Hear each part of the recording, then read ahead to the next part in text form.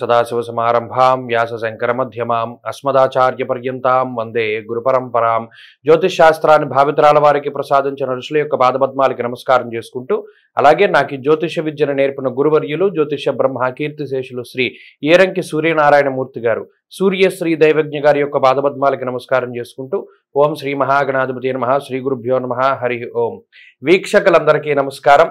December నెల 24వ తారీఖు లగాయితూ December 30వ తారీఖు శనివారం వరకు ఉండేటువంటి గ్రహగతుల ఆధారంగా ద్వాదశ రాసుల వారికి ఈ వారం ఏ విధమైనటువంటి శుభాశుభ ఫలితాలు కలగబోతూ ఉన్నాయో ఈ కార్యక్రమం ద్వారా తెలుసుకుందాం.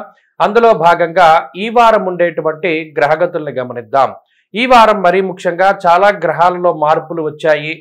ఈ వారంతో గురుగ్రహం యొక్క వక్రగతి త్యాగమవుతుంది. అనగా డిసెంబర్ 31వ తారీఖు లగాయితూ గురువు తన యొక్క వక్రాన్ని వదిలిపెడతారు.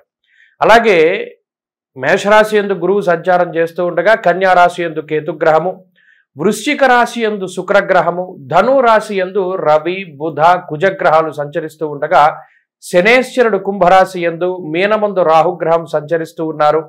ఈ వారంలో చంద్రుడు వృషభం మిథునం కర్కాటక రాశుల యందు తన యొక్క సంచారాన్ని చేయబోతూ ఉన్నారు.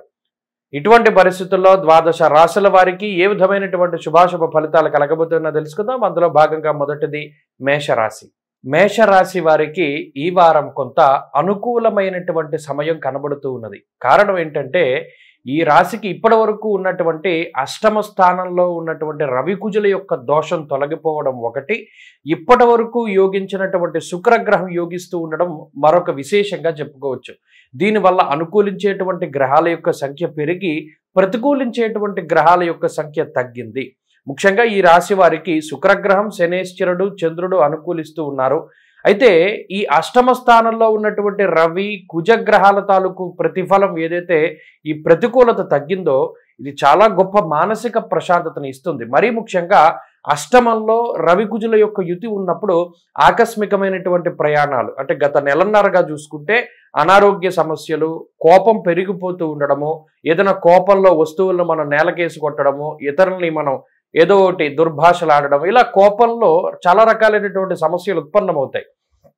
ఆకస్మికమైనటువంటి ప్రయాణాలు చేయవలసి రావడం, కొన్నిసార్లు ప్రాంతము జిల్లా దేశం దాటి వెళ్ళేటువంటి పరిస్థితులు కూడా మేషరాశి వారిలో కనబడ్డాయి.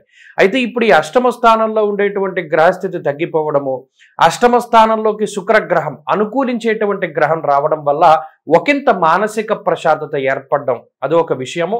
మరలా ఆర్థికంగా ఉపయోగపడేటువంటి విధంగా, అంటే గత కొద్ది కాలంగా ఏవైతే నష్టద్రవ్యం ఉన్నదో దానిని తిరిగి సంపాదించుకునేటువంటి విధంగా శుక్రగ్రహం కొంత ప్రోద్బలాన్ని కలగజేస్తారు.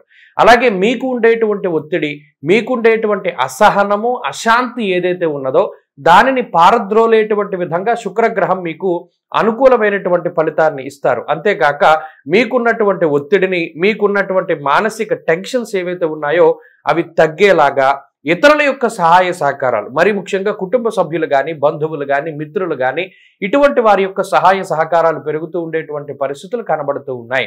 ఆరోగ్య పరిస్థితులు మెరుగుపడతాయి, ఆర్థికంగా పరిస్థితులు బాగున్నాయి. అలాగే కుటుంబ పరిస్థితులు కూడా ఏమైనా దాంపత్య జీవనంలో కానీ లేదా కుటుంబ సభ్యుల మధ్యలో కానీ చిన్న చిన్న మాట పట్టింపులున్నా అవి తగ్గుముఖం పట్టేటువంటి పరిస్థితులు మేషరాశి వారికి ఈ వారంలో కనబడుతూ ఉన్నాయి. ఉద్యోగ పరిస్థితులు కూడా మెరుగుపడతాయి. ఉద్యోగపరంగా కష్టపడినటువంటి దానికి ప్రతిఫలం దక్కడం, అలాగే ఉద్యోగంలో ఏదైనా పదోన్నతి కానీ లేదా ట్రాన్స్ఫర్లు కానీ లేదా మీరు ఆశించినటువంటి స్థాయిలో ఫలితాన్ని లభించేటువంటి పరిస్థితులు ఈ గ్రహస్థితి కల్పిస్తూ ఉన్నది. ఉద్యోగ మార్పుకై చేసేటువంటి ప్రయత్నాలు కూడా ఈ వారం ఫలించడానికి అవకాశం ఉంటుంది. అలాగే వ్యాపారం చాలా అద్భుతంగా ముందుకు సాగుతుంది. వ్యాపార పరంగా ఇన్నాళ్ళు ఉన్నటువంటి చిక్కుముళ్ళన్నీ కూడా వదిలిపోతాయి. అది భాగస్వామ్య వ్యాపారం కానీ మరి ఏ ఇతరత్ర వ్యాపారాలు కానీ చక్కగా ముందుకు సాగడానికి అవకాశం ఉంటుంది. అయితే ఈ వారం కానీ లేదా ఈ వచ్చేటువంటి వారాల్లో కానీ కొంత ధన వ్యయం అనేటువంటిది మాత్రం వ్యాపార పరంగా కనబడుతూ ఉన్నది. ఇక విద్యార్థులకి కాలం పూర్తిగా అనుకూలంగా ఉన్నది. ఆరోగ్యం మెరుగుపడుతుంది. అటు పోటీ పరీక్షలలోనూ మరి ఏ ఇతరత్ర పరీక్షల్లోనూ మంచి ఉత్తీర్ణత సాధించడానికి అవకాశం ఉంటుంది. స్త్రీలకు ప్రత్యేకించి ఈ గ్రహస్థితి మానసిక ప్రశాంతతని కల్పిస్తూ ఉంటుంది. మేషరాశి వారు ఈ వారం మరింత అనుకూలమైనటువంటి ఫలితాలని సాధించడానికై అమ్మవారి యొక్క ఆరాధన చేయడం చాలా మంచిది. మరి ముఖ్యంగా వ్యయ రాహు యొక్క దోష పరిహారార్థమై ప్రతినిత్యము కూడా దేవీ ఖడ్గమాల స్తోత్రాన్ని పారాయణం చేసి మంగళవారం నాడు ప్రత్యేకించి లేదా శుక్రవారం నాడు కానీ రాహుకాలంలో అమ్మవారి యొక్క ఆలయంలో దీపారాధన కనుక చేస్తే ఈ గ్రహస్థితి మరింత అనుకూలించడానికి అవకాశం ఉంటుంది. ఈ రాశి వారికి ఈ వారం కలిసొచ్చేటువంటి రోజు శనివారంగా చెప్పవచ్చును. అదృష్ట సంఖ్య 4, అదృష్ట వర్ణము ఎరుపు. తదుపరి వృషభ రాశి.